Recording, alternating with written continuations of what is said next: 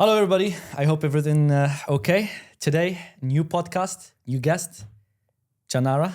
Hi. How, how are you doing, Janara? I'm good. Yeah? Good to You're see you. Me too, looking sharp. Thank you. Black. Thank you. Who's Janara? It's just me, just a person, an artist, designer, creative. Okay. Yeah. You've been doing, of course I know this, you've been doing art, design since a long time. Yeah, I guess I can't say all my life, Yeah. but I've been exposed to it all my life because my father was an artist. Okay. And but for a long time, I didn't really find my style or find my identity in it. I didn't think that was the main thing that I wanted to do. So I actually, because I didn't want to be like my father, so I tried to stay away from it. And then eventually I just kind of embraced it. And I was like, okay, this is it. This is who I am. Okay. Very interesting. So I can consider that you've been a creative person since you were young. Yeah, very young, a child. Yeah. But what did inspire you to be a creative person, except the idea that your father was an artist? Poverty. Okay. I always say, poverty is the best inventor, So we didn't have much growing up. So Yeah. I had to actually sometimes make my own clothes because I wanted to have cool things. And so I would take my mom's old stuff and actually start sewing.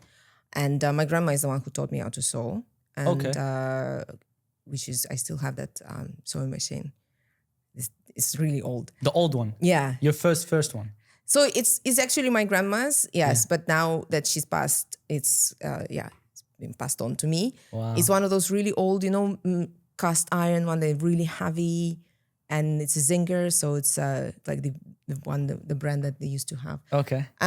Anyway, so she's the one who taught me how to use the machine, how to sew, and I kind of taught myself how to make clothes, just looking at other stuff. And but drawing and painting, it's always just been there. I never actually learned. I never actually studied it. It's just been in my blood, I guess. Yeah. Okay. So I guess it was something in your blood, but also you've been practicing it for a long time. Yes, of course. Yes, Yeah. The more you practice, then the better you become. Yeah, I completely understand. I mean, there's a lot of people who doesn't know that they have this talent, but because they haven't tried. Yeah, but also because the fact that they have been trying it and doing it since their childhood. Yeah. People will assume, oh, how can you do this? Yeah. And then it's like, oh, but because I've been doing it for a long time. It's not something new. It's not something flashy for them. It's just something been there. Yeah, it's true. It's not an overnight thing that you wake up and then you're like, oh, wow. No, of course you have to practice. You start with the simple, something simple, then you make it better and better and better. And I'm sure you've seen lots of those reels on online where they show the art from when they were a child up until now. Oh, yeah. Like that very famous artist who does the portraits of people on the metro in New York. Yeah, I've seen him. Forget his name. And if you see his from the very beginning, it's very simple. Yeah. And now, I mean, it's super sophisticated. Yeah. Exactly. Yeah. So it shows that you need a lot of practice and it takes a lot of time. But my question right now is, what did inspire you to become a content creator? Am I? Yeah. Am I a content creator? No, I'm not. Am I? Yeah. Right. Okay. So, I feel like I have such a huge, amazing experience behind me. Okay. And there's so much that I have learned from doing different things, trying different things, and I feel like I really want to share that with people, because they can learn from my mistakes rather than their own.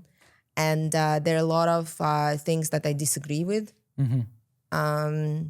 Absolutely. You've got a very interesting standpoint for things. Yes. So what I believe strongly is that we should be exposed to different knowledge and information, but we have to know how to form our own opinions. Yeah.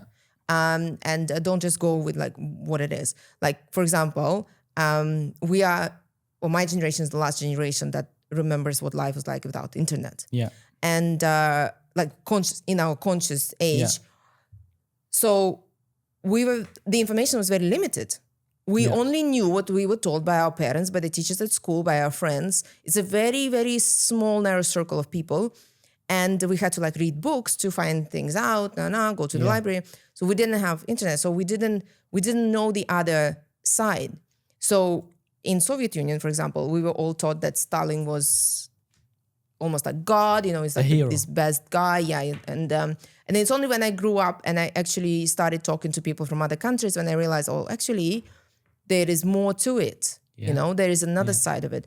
So that's why I believe that's very important to know, to have like education and, educate yourself about things so you can form your own opinion. Mm-hmm. And that is what we should teach younger people and children as well, to always ask the question why. Like when someone tells you that things have to be the certain way, you should ask why.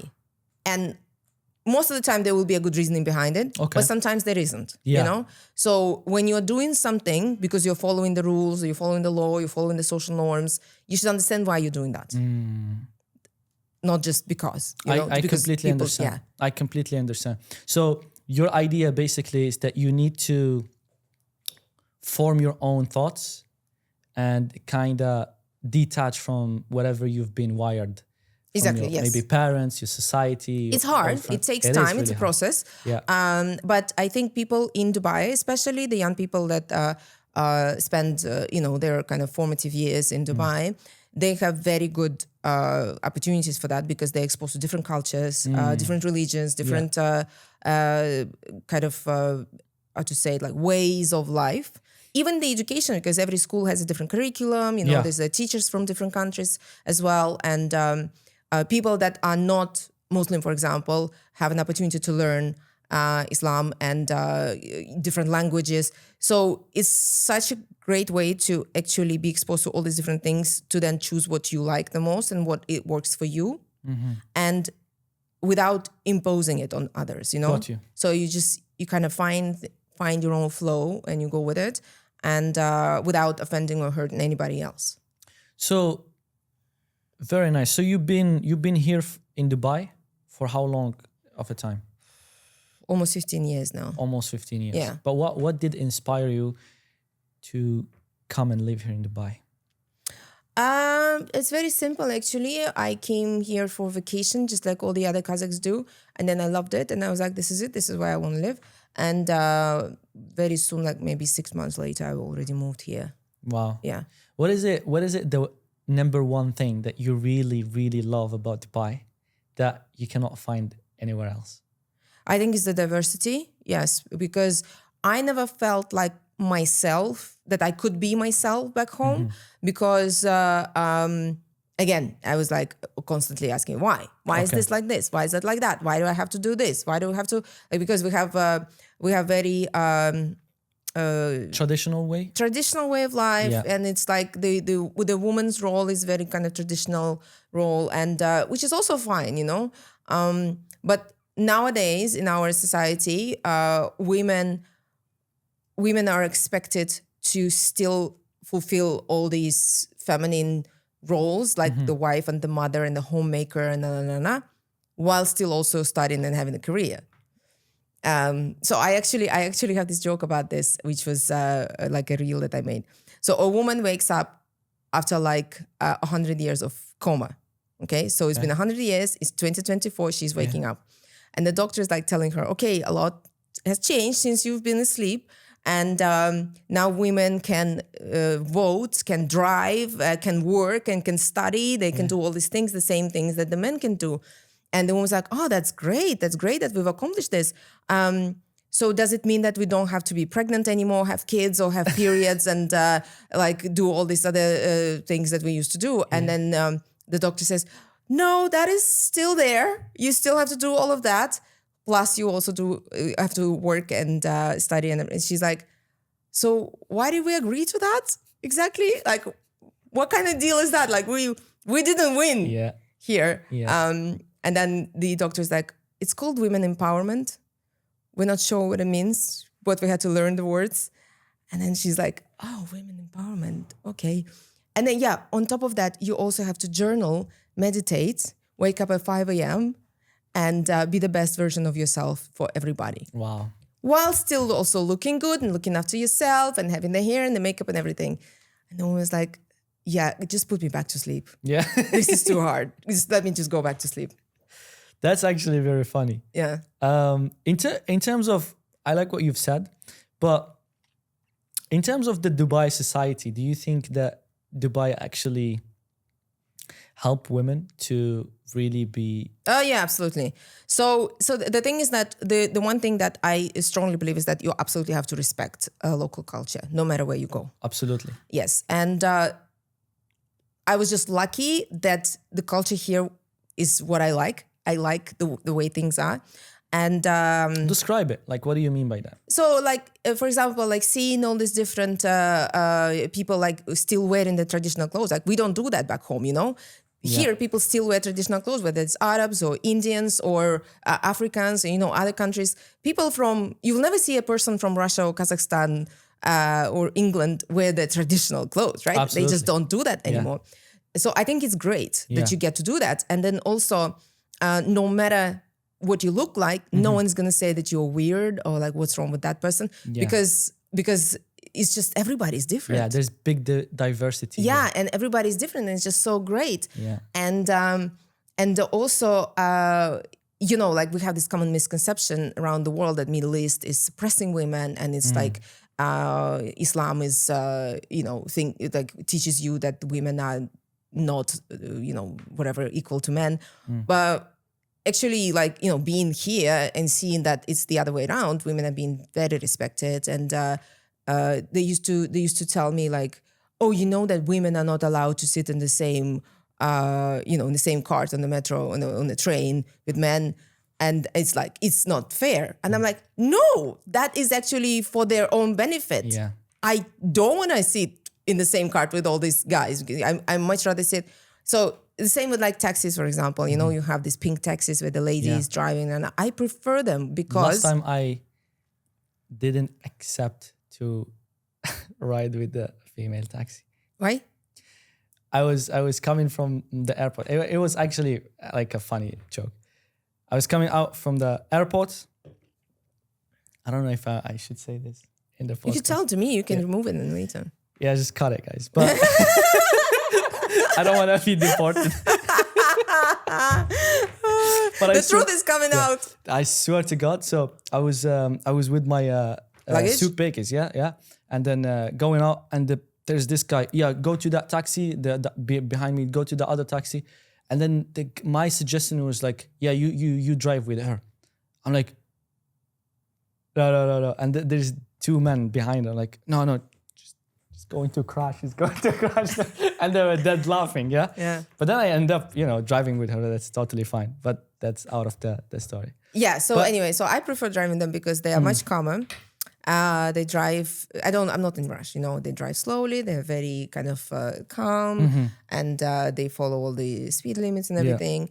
And it smells nice, you know, they smell like perfume 100%. and flowers. And 100%. the car is always clean. Yeah. So I mean, nothing against male taxi drivers, but what I'm saying is that it's nice to be a woman in Dubai, you know? You get, I guess it's everything against all the feminist beliefs, like we should be equal, you know, and don't open the door for me because I can do it myself, or don't pay for me because I can do it myself. And this, you can still do that, but also you have certain advantages that maybe, you know, men don't necessarily have here, like the separate line, for example. The separate what? Line, like if you are waiting in line somewhere. Yeah. Oh, and then when I was pregnant, here, I was like a dream. Anywhere you go, like everyone respects green lights you. everywhere. Yes, you don't get that in other countries, lots of other countries. Here, being pregnant or holding a baby, it means like everyone lets you go first, or they, you know, help you with your bags, help you open the doors and things like that. And it's like even this small thing that in the mall there is a separate parking for pregnant women and Dubai. with babies, people with babies, Yeah, is great. it is. It is actually. Yeah. So you don't see that. Yeah, there's a big respect here for the women here in Dubai, as well as the fact that you can do basically whatever you want. Yeah. You're safe. Absolutely. You can have a great career. I mean, You can have your own business. exactly, and nobody's going to judge you or assume that, oh, you know what, she's a female, how she's able to do that. Yeah. No, that's normal. That's so Yeah. normal, and a lot of people don't really understand it until they come and live here in Dubai. Yes. Which is what you're saying. You have no idea how many fights I've had with people all over the world. One time we were in, I think it was Singapore, and we were in this restaurant, and this couple started talking to us, and they were from Brazil, I think. Okay. So the Americans who live in Brazil, something like that. So to me, it seemed like, okay, they're well-traveled. They must be open-minded people, right? Yeah. Because they're traveling. They're in Singapore right now. And then they asked where we're from, and we said, oh, we live in Dubai. And the woman said, I asked her, like, have you ever been to Dubai? It's just like a small talk kind of. And she said, oh, no, I never want to go there. And I'm like, why? And then she's like, oh, because I avoid all these Islamic countries. It's so scary. And I was like, you're so stupid. I was thinking, like, are you saying these words? Have you been living under a rock or something? Like, it's just, it's so stupid. So yeah, and the thing is that a lot of also people might assume that if you live in Middle East, you only can have all these opportunities and privileges if you are Muslim, which is again is not true. So Yeah, that's totally not true. yeah, that's totally not true. I of course there are some things like, for example, let's say maybe there are certain jobs that are only available for Western educated or Western people, white people, let's say. But I think it's getting better. And the government is actually enforcing certain quotas for big companies to, they have to employ women, they have to employ Arabs, they have to employ Specific nationalities. yeah, specific nationalities, which is good, because then it's creating more diversity and equality. Yeah. Yes. Which is very important. I really like that role as well. Yeah. One of the things, well, going back to your creative aspect and creative background, you mentioned one time to me that you have ADHD. It's not very. So actually, I have a follow-up question. How does that? Can I call it a sickness, or It's more of a disorder. Disorder? Yeah. How the disorder can affect your creative life, creative career, maybe? So, I think actually it helps. I think it actually helps. So you think that ADHD help you to be a better creative? Yeah, for sure. Yeah. Why? Sure. Because it's something like that you can. So I basically cannot focus on one thing for too long. Okay. But at the same time, I can focus on many things at the same time. You know what I mean? So I am the best multitasker there is. And it's great because I have so many different things and projects happening at the same time. And there are some people that have to absolutely finish the one job before they go on to another. In my case, I can do all of it in the same time. It's all in my head, all the ideas in my head all the time. The downside is that it's very hard to switch off my brain. So I've been officially diagnosed with major depressive disorder, anxiety disorder, and I used to have really bad OCD, but I'm working on that one, you know. So you know what OCD is, right? Yeah, like you're just always like stressed. No, OCD is when you have to have things in certain. Like some people are clean freaks, like things have to be just right. You know, it's obsessive compulsive disorder. So, like for example, the people who sick. Okay. Yeah, so there are some people who absolutely have to have, like, if they're writing a document, it has to be perfect, you know, and it's very hard to live like that. Is it? In my case, it's another, I had another obsessive compulsive disorder where I had this obsession that, for example, if I knock on the door, it has to be a certain amount of knocks, you know? Yeah. Otherwise, something bad's going to happen. Or if I'm walking in the street, I have to step over every 2 tiles. Fuck, I do the same thing. So sometimes this obsession goes so bad that you will actually cannot continue with your life if you don't do that. You know what I mean? Oh, really? Yeah. So like as a child, I had so much anxiety, and I would obsess over the lights switch. Always. Yeah. I would obsess over the light switch. So I had to, like, for example, if I leave the room and I'm switching off the light, I can't just do it once. I have to do it 17 times. What the fuck? Yeah. So otherwise, like, something bad is gonna happen. So Okay. this is really bad case, and luckily it subsided with time. And I did have to work a lot with like psychologists and psychiatrists. Okay. And, Okay. Got yeah. you. Whilst depression and anxiety, these are kind of different things. So when you are depressed, depression is something where you don't care about anything at all. Like it doesn't give you any emotion. It's an apathy. So basically you don't feel like waking up. You don't have motivation. You feel like you just you don't want to see anybody. You don't care about anything. You know, you don't care about your career, your family, something like that. Whilst anxiety is almost the opposite, where you care too much about things. You know, you are too worried about everything, and you constantly thinking about something and like digging yourself into this black pit, you know? I have a very interesting question, which is, do actually people here in Dubai get depressed? Yeah, absolutely. So yesterday, actually, I came across this post. Someone posted on Threads saying that I've been in Dubai for a few months. I feel so lonely, and I feel like everything is fake. I'm so tired of this. You just work, and then there's nothing else to do, and not. And then there's like thousands and thousands of comments, people saying that I feel the same. It's been 2 years. I really want to go back. I miss my home. I miss my friends. I miss my family. So it's a process again. So I also felt very lonely when I first came here. But I was lucky enough to find good friends.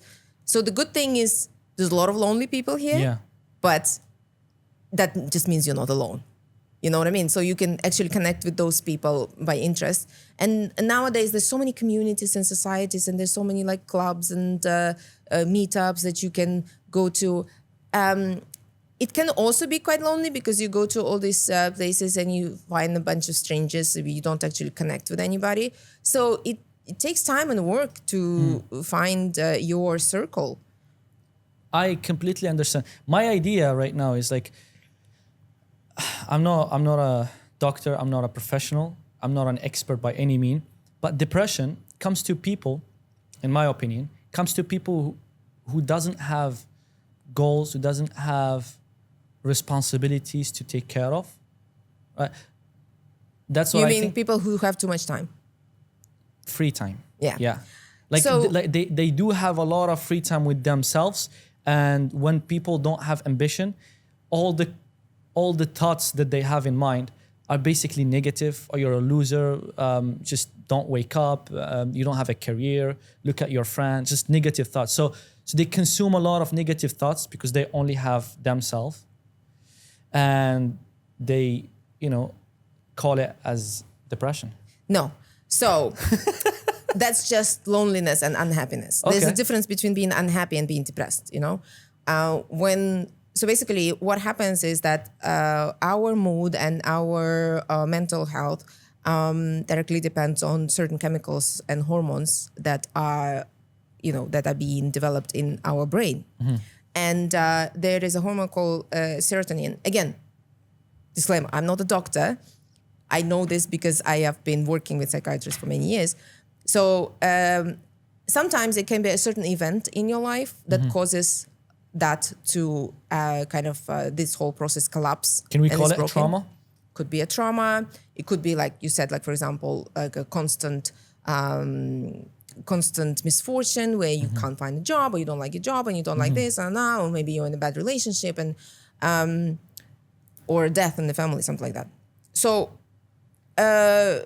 quite often you can normalize it with just trying to live your life, enjoying it, exercise and certain foods and stuff like that, socializing. So you basically find these hormones in other activities. In some cases, it cannot be normalized without medication. So the antidepressants, when you take the medication, what they do is they don't make you happy. They normalize the chemicals in your brain so that you can be normal. Like you're not extra happy. Yeah. It's not like drugs that just give you certain emotion. No, they just normalize the chemicals in your brain, and so you can be normal. Sometimes, in cases like me, you should stay on that medication forever, because there's a very high risk of relapse if you stop. And obviously there's certain side effects. So if you ever feel like you need help and you feel like you're stuck, you should definitely talk to a professional and consider medication. And other times, especially with women, there is called postpartum depression, which can be really bad. So when you have the baby, there's hormones and everything. So in my case, I had a terrible postpartum depression after my first baby. And I recognized it immediately because I knew what it was. I knew what depression was. But in certain cultures, women are not allowed to even talk about it. They can't even admit. They feel guilty that they feel unhappy, even though they have this baby they've been waiting for and they have a family and they feel like they should be happy. But for some reason, they're not happy and they're constantly sad, they're crying and they don't feel connected. And they just want to, lock themselves in the closet and just never see anybody. What is it the message that you want to give to So people? The main thing that I, preach to everybody in my circle is that there's a lot of mental health issues nowadays, and it's absolutely fine, just like any other disease. Just like if you have a flu, you will tell people that you have a flu. The same with this, talk about it. And if you recognize the symptoms in someone else, talk to them, get help. Even if you're not sure whether you have a certain problem, go and talk to a professional and get an official diagnosis or confirm that you don't have it. So that's why what we were talking before, it's just like pain. Pain is a symptom when you have a physical pain. In mental health, you will have other symptoms where you're unhappy or you feel constant fatigue or anxiety can give you like stomach problems. Like stress and anxiety can give you a physical ulcer in your stomach. Absolutely. So, or like indigestion or headaches and things like that, or pain in your muscles. So all of these are symptoms that you need to recognize, and you need to talk to a professional, as in like a doctor, psychiatrist, psychologist, to actually help yourself. You don't just go on living like this, thinking like, oh, it's fine, And it's not shameful to talk about it and admit it. And what I was shocked by when I had the postpartum depression, and I was really struggling. And then I was talking about it to my friends, to my mom, to my relatives, and they all said that most of them went through the same thing. And I'm like, why the fuck didn't you say anything? Why didn't you say anything? Why didn't you warn me? Why aren't you talking about it more? Like, why is it such a taboo topic? If it's clinically, proven that it happens a lot, and there are certain things that you can do to help yourself. You can also prepare yourself, to that, for that. The doctors should prepare. They prepare you how to like put your baby to sleep or change diapers or, breastfeeding and stuff like that. But there's so much more to it that you have to be prepared for. And I feel like women don't talk about it, and they don't, because they feel ashamed, they feel embarrassed, they feel like, oh, I should be grateful that I have this happiness in my life, but I'm not feeling happy, so I feel guilty about it. Got you. I actually have a friend who had, who was really, like, she really struggled after she gave birth, but it was more like a baby blues, where it lasts like 2 weeks, and she was so guilty for not feeling happy, so she would lock herself in the bathroom and cry. Wow. Because she didn't want anybody to see that she was crying. And how sad is that, I was very lucky that I knew how to deal with it, and I had a very supportive family. But still, people don't necessarily understand. That's why it's important to have the help, get the help, talk about it, find your peers, find your circle who's going through the same thing. And eventually you will. I completely understand. In your content, you sometimes uplift women who are facing these kind of issues. Yeah. So another thing, disclaimer, is that men deal with the same issues the same way as women do. But with men, it's much more complicated because they've been grown up, they've been raised to like never cry, never complain, don't show emotion. You can never, tell anybody that you're struggling because you will seem weak. You be a man, man up, grow a pair, like all of these things. They like men have to be this, provider, the support, the strong person that is like, even your parents would like tell you like, you are our hope, your pride, you will grow up and you will make all our dreams come true. That's too much pressure. That's way too much pressure. Especially when you're a child, when you're a little boy, and are you a younger sibling? No. No. So usually moms, what they do is that they really spoil their boys. Oh, it's my boy, it's my boy. Like he's gonna be this, he's gonna do this, and I'm constantly praising him, and they're doing everything for them. Like for example, if you are a boy growing up with sisters, your sisters will be doing all the housework because you're a boy and you shouldn't be doing that, and the girl should be doing that. So what happens eventually? This is certain cultures, obviously. Like for example, in Kazakhstan, what happens eventually? The boy grows up and finishes school, whatever. He's 18 years old, and now it's like, this is it. Now you have to be a man. Excuse me for a minute. No one taught him how to be a man or how to take care of himself. Nobody prepared him. No one prepared him. So all his life, or until now, he didn't really have to do much because he was a boy and he's prized, I don't know why people are so obsessed with having boys anyway.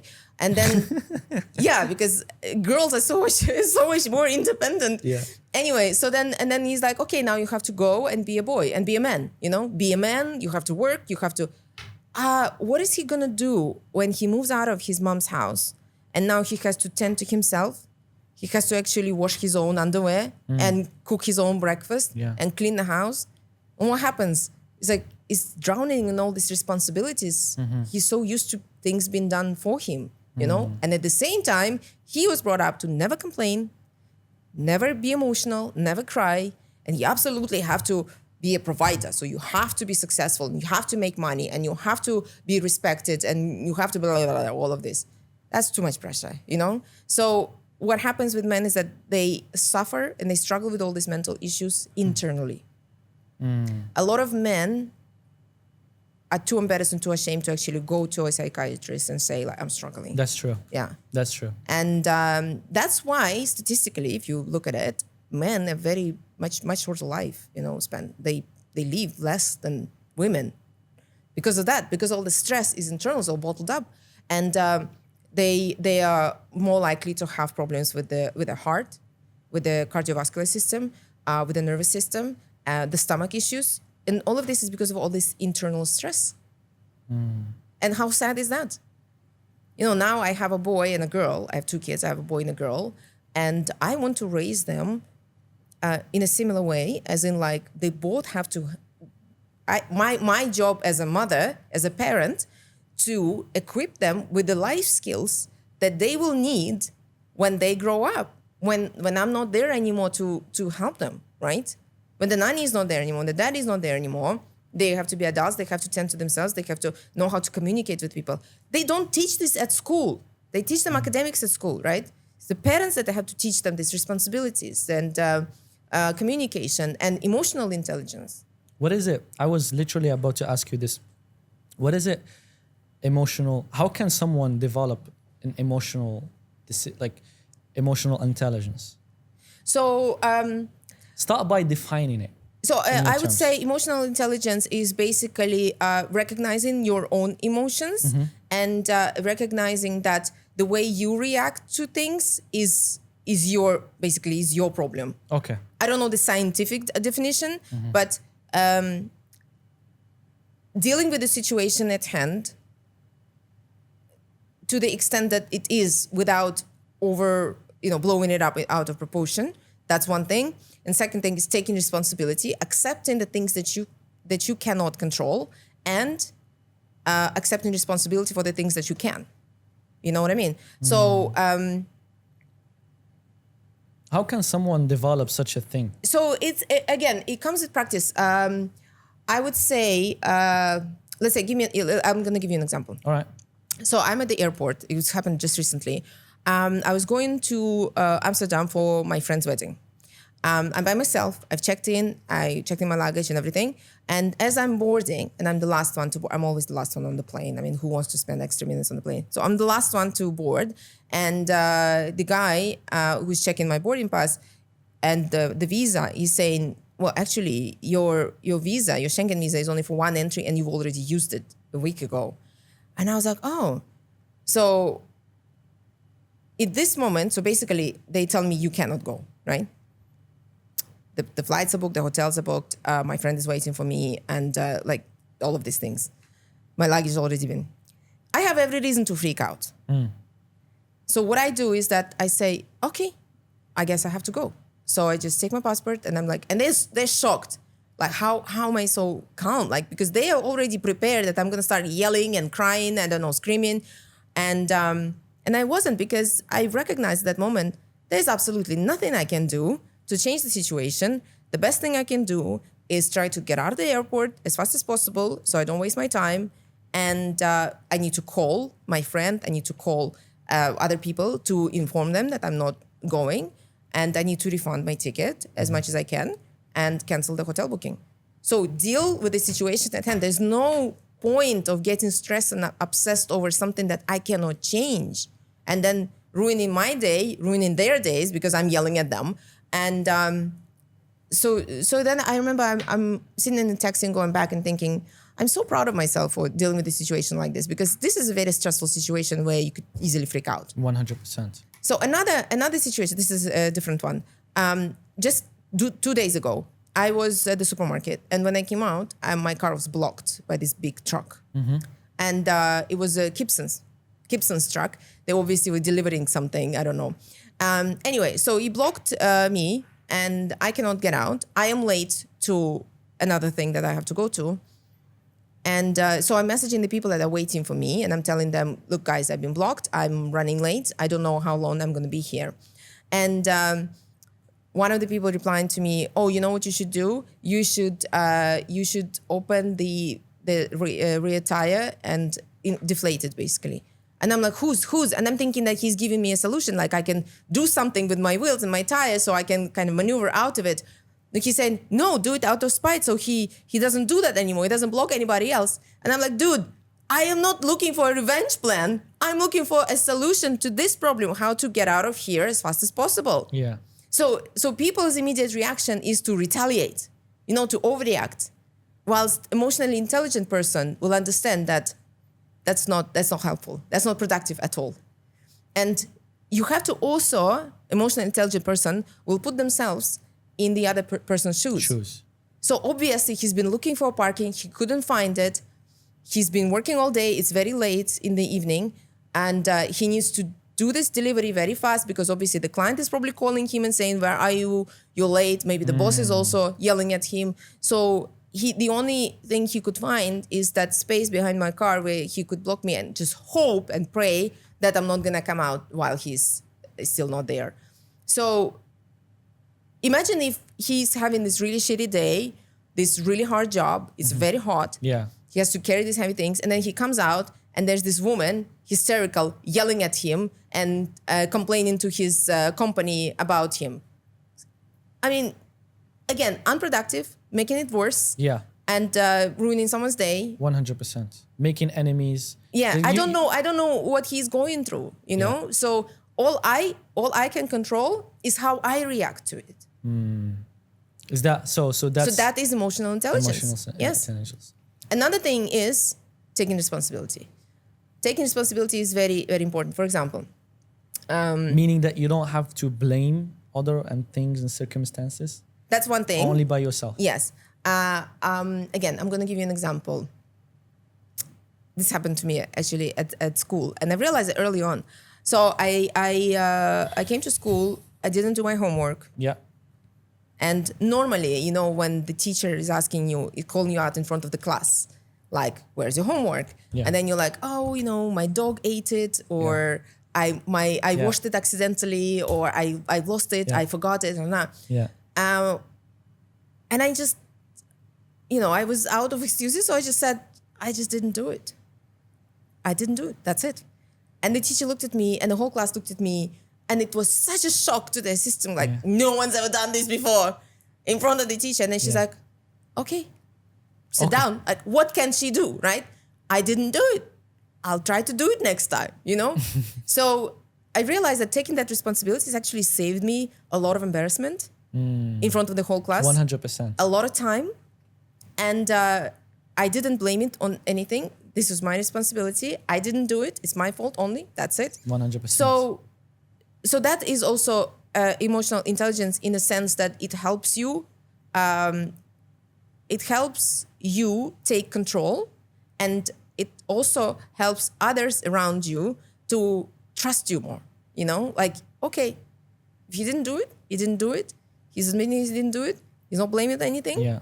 You know. Yeah, people will respect you. Sometimes people, like most of the time, people really respect whoever who's honest about their opinion, about their emotions, but also take the responsibility for certain things. Yes. I myself like really respect the people who comfort me. Like, right, I didn't do it. It was my mistake. I'm sorry for that. I apologize. I would never react in a different manner. Like, so the guy is really honest with me, so why would I overreact? You know what I mean? It's very interesting. You've been through a lot of things in your journey, bad, good. But what is it? Sorry, one more thing I have to tell you about the emotional intelligence, which I also find is very important. An emotionally intelligent person accepts others as they are. Okay. So basically, agree to disagree. Mm-hmm. You have to understand that your way of life is your way of life. It's different than others. It might be different from others. It doesn't make it wrong or right. So you accept, okay, this is your path. This is my path. We might not be on the same path. It doesn't mean that you're worse than me. It doesn't mean I'm worse than you. We can just, accept each other as we are. That's it. So you're not constantly trying to prove yourself right, and then you have to say like, oh no, this is wrong. They shouldn't be doing that, or this is wrong, and whatever. Like, for example, nowadays there's so many contradictions, so many controversies. Like, for example, suddenly men want to be women, and women don't want to have kids, or people in general don't want to have kids, or some people don't want to get married, or some people want to get married many times, or have open relationships. So I might disagree with a lot of that, but without going through what they are going through, how can I judge them? How can I understand where they're coming from? No one just woke up and decided that they want to change the identity, right? Something is there. There's certain issues, there's certain discomfort, there's certain, which I don't know about. I'm not a scientist, I'm not a doctor, I'm not a psychiatrist. How can I, without being exposed to this, tell someone that they're wrong? So that it takes an emotionally intelligent person to admit that they don't know everything. You don't know everything. It's okay. Nobody knows everything. But then it means that you have to accept that people that are going through things that you are not going through will have a different point of view. Maybe point of view. Got you. I mean, I totally agree with you. Like, live your life by your means, not by other people. Like, if you find someone do something that you don't understand necessarily, doesn't mean that they're wrong and you're right. I mean, I've learned this when I came here in Dubai. Everybody lives the way they love, and nobody cares. Nobody cares about what you're wearing and where you come from. Like, nobody cares. Like, as long as you're doing business, you're not harming people, people will interact with you. But yeah, I completely understand. What is it? How do you find your motivation to spread these messages? How do you find this motivation to, talk about this? I don't need much motivation. I just love being the center of attention. I love when people listen to me, and I think I'm always right, and everyone should listen to me. Everyone should do what I say. And if there's anyone who wants to listen and who wants to ask me questions, I will sit down and talk to that person, because I just love talking. Got you. Yeah. Got you. But talking about your healing journey, what is it, the one thing that you've changed that really helped you to overcome that struggle, if I would say? It's constant work, like first, of course, you have to recognize that there is certain things that are wrong, and then you have to understand why and find that problem, issue, whatever. And either if you can eliminate it. If you cannot eliminate it, like in my case, you learn to live with it. I learn to turn it to your advantage. Motivation is not really something that I think it's just overrated in general. It's more of a constant work, discipline, willpower, Okay. say, and building good habits. And another thing is that you don't have to cut people out or cut certain habits to build new habits, to build a new circle. It will happen automatically. Once you fill up your time with the things that make you better, things that fulfill you better, and things that are of value to your life, everything else kind of gets pushed out slowly. 100%. Yeah. So you don't have to be radical about certain things. And I think the best way is never take yourself too seriously, it's like, just laugh. By the end of the day, it's life, you should enjoy it. And I love people with good sense of humor. Yeah. And I cannot, like, for example, I'm very direct, very straightforward. Yeah. And when there is something on my mind where I want to say something, even if it's like a sarcastic comment, I have to say it. Otherwise, I can't sleep, So that's why I try to surround myself with people who don't get easily offended. Yeah. And I believe in, like Ricky Gervais said, I am not offensive. You are offended by me. So that is a you problem. That's not a me problem. You know what I mean? Got you. So let's say, for example, if I curse at you right now in Kazakh, Okay. you will have no idea what I'm saying. I have no idea. Right? Yeah. So it's just words, basically. 100%. Yeah. So they don't really mean anything unless you take them to mean something. Got you. So that's why it's don't take things seriously and always think about that. Like, by the end of the day, you can't argue with every idiot you meet.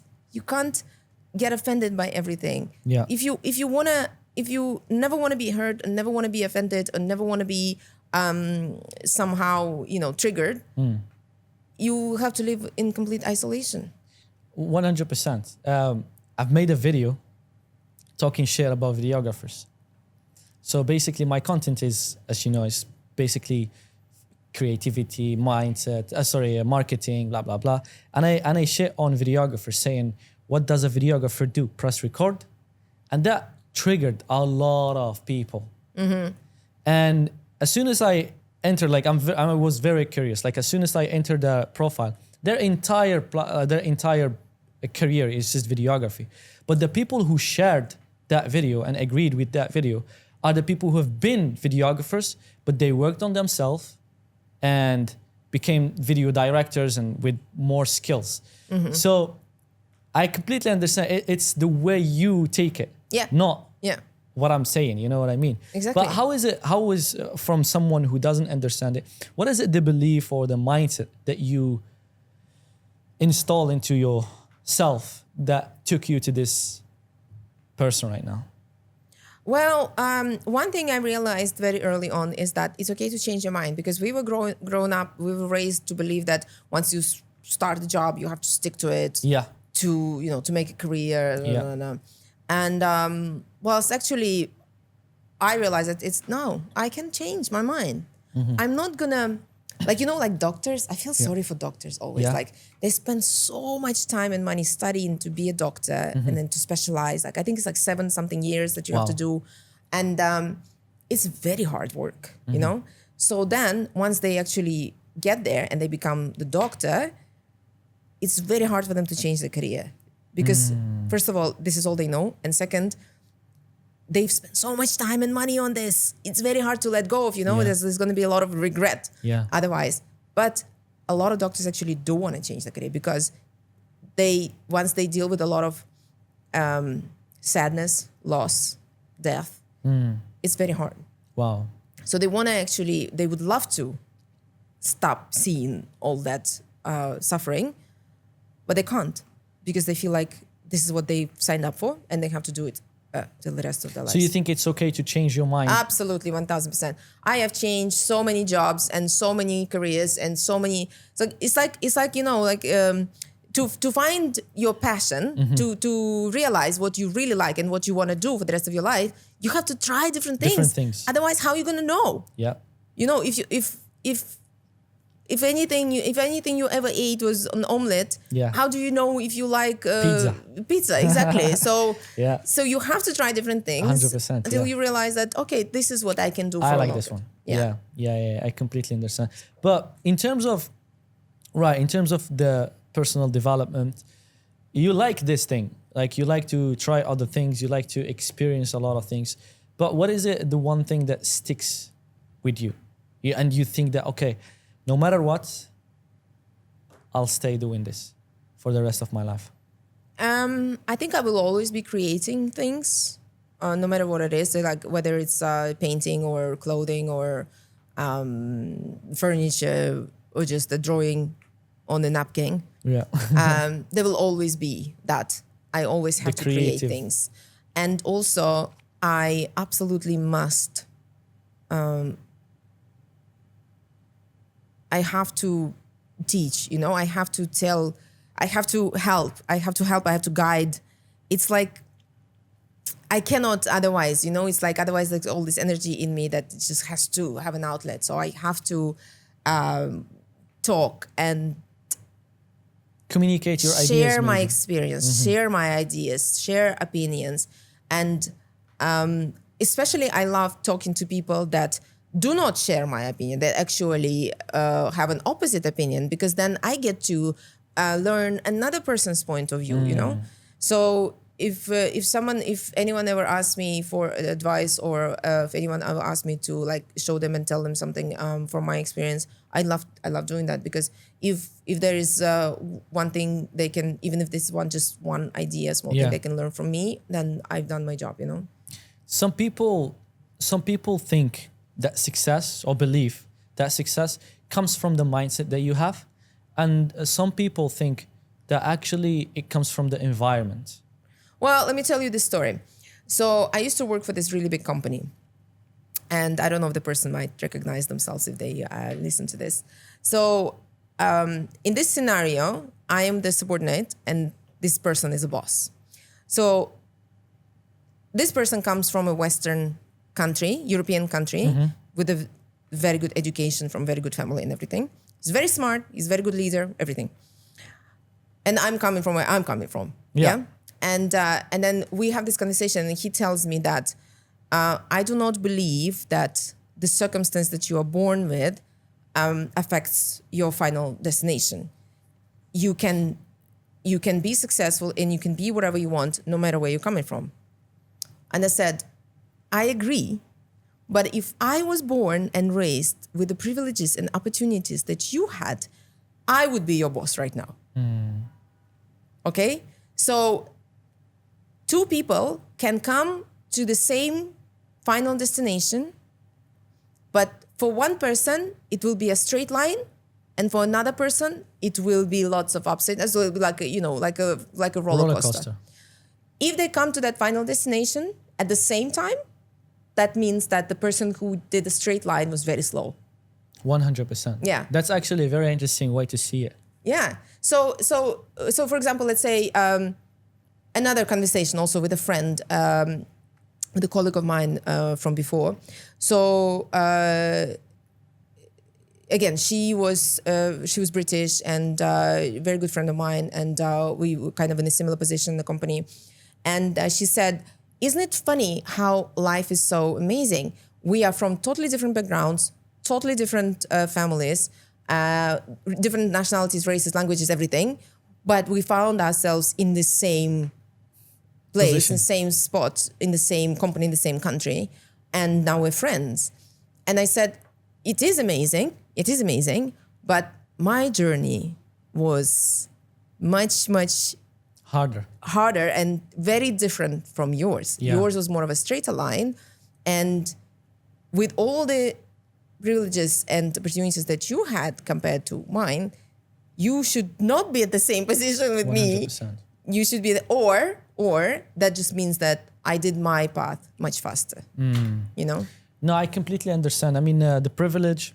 So what the point is that we are not a product of our circumstance. We are product of our actions. But, albeit, the circumstance can either slow you down or boost you up, you know? And it's what you do with that. You can either use it to get to your final destination. It might be slower than others, but you can still get there, you know? And in other cases, it will boost you up. It will actually make it faster for you, you know? So circumstance is there. It does affect the speed that you are going with, but it's your actions that actually define whether you get there or not. Like the great Vin Diesel said, actually Dominic Toretto, it doesn't matter if you came first by a mile or a cent or millimeter, something like that. What matters is that you won. Got you. Yeah. Got you.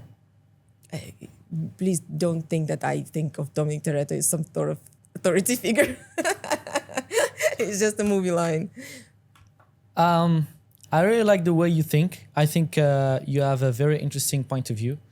We didn't tap into a lot of things you actually believe, but I think this is enough for a first episode. Really? Yeah. Oh. Yeah. You still want to talk? Yeah. Yeah, you do. I feel like we didn't discuss anything like fun, you know? I think we've done we've done 20 question.